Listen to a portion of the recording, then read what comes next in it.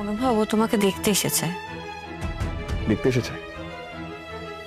আমি চিড়িয়াখানা জন্তু নাকি যার যখন ইচ্ছা হবে আমাকে দেখে যাবে? হ্যাঁ, কেমন যেন একটা জায়গা থেকে সবকিছু মুছে গেছে। যেখান থেকে মুছে গেছে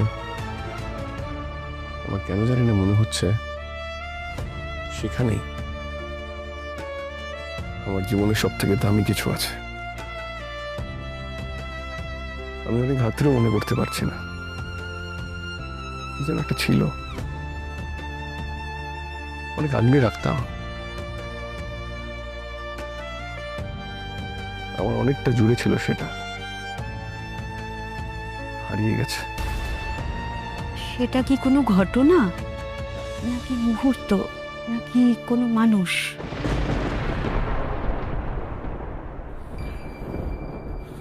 জানি না, শুধু কেমন যেন একটা অস্বস্তি হচ্ছে, একটা ফিলিং হচ্ছে যে আমার জীবনের এক বিরাট দামি অংশটা খালি হয়ে গেছে। আমার অ্যাক্সিডেন্টটা মনে পড়ছে টুকরো টুকরো।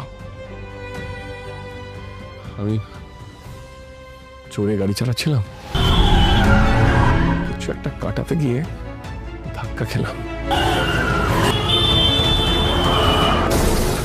মাথাটা জোরে ঠুকে গেল।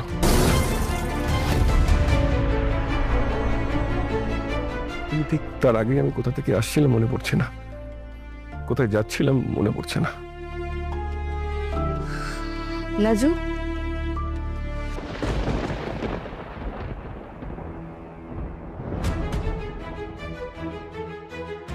অনুভব ও তোমাকে দেখতে এসেছে। দেখতে এসেছে?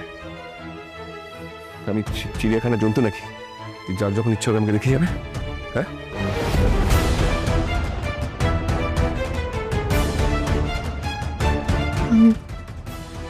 চলে যাও। দাঁড়া লাজু, 1 মিনিট দাঁড়া। অনুভব, তুমি ওকে এইভাবে কেন বলছো?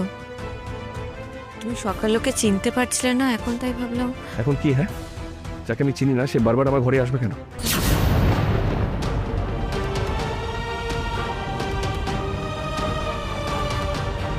মা, তুমি ওকে সঙ্গে এনেছো? কেন এনেছো?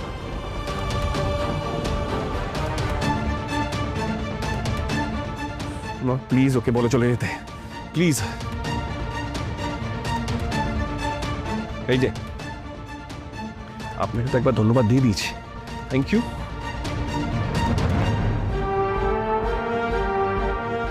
আপনি নাকি আমার প্রাণ বাঁচিয়েছেন, তার জন্য থ্যাংক ইউ। আমি সেরকম কিছু করিনি। সেটা যদি মনে হয় তাহলে এখানে বারবার আসছেন কেন? বুঝতে পারছেন না আমার শরীর ভালো নেই? আমি এখন বাইরের কোনো গেস্টের সঙ্গে দেখা করতে চাইছি না।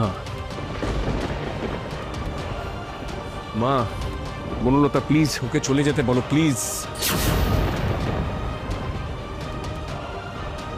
আচ্ছা, আপনি আমাকে দেখে মজা পাচ্ছেন মনে হয় না, তাই বারবার আসছেন, তাই না? আমার কিন্তু ভালো লাগছে না। Please tell her to go, please tell her to go.